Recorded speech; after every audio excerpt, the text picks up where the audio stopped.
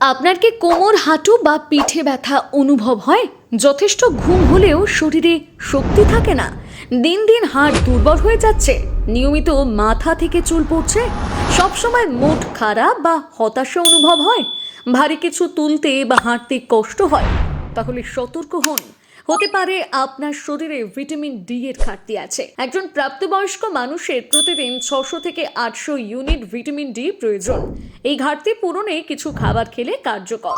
তার ভিতরে অন্যতম একটি হচ্ছে স্যালমন মাছ। প্রতি 100 গ্রাম স্যালমন মাছে প্রায় 450 ইউনিট ভিটামিন ডি থাকে। নাম্বার 2, সার্ডিন মাছ। প্রতি 100 গ্রামে 270 ইউনিট। নাম্বার 3, টুনা মাছ। প্রতি 100 গ্রামে 230 ইউনিট। নাম্বার 4, মেটে, যাতে আছে প্রায় 45 ইউনিট। আর নাম্বার 5, ডিমের কুসুম। একটি ডিমে প্রায় 40 ইউনিট ভিটামিন ডি থাকে।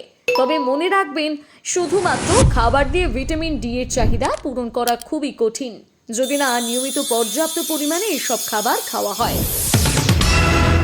তাই স্বাস্থ্য বিশেষজ্ঞরা পরামর্শ দেন প্রতিদিন অন্তত 15 থেকে 20 মিনিট সূর্যের আলোতে থাকার, কারণ সূর্যের আলোয় ভিটামিন ডি এর সবচেয়ে প্রাকৃতিক কার্যকর উৎস।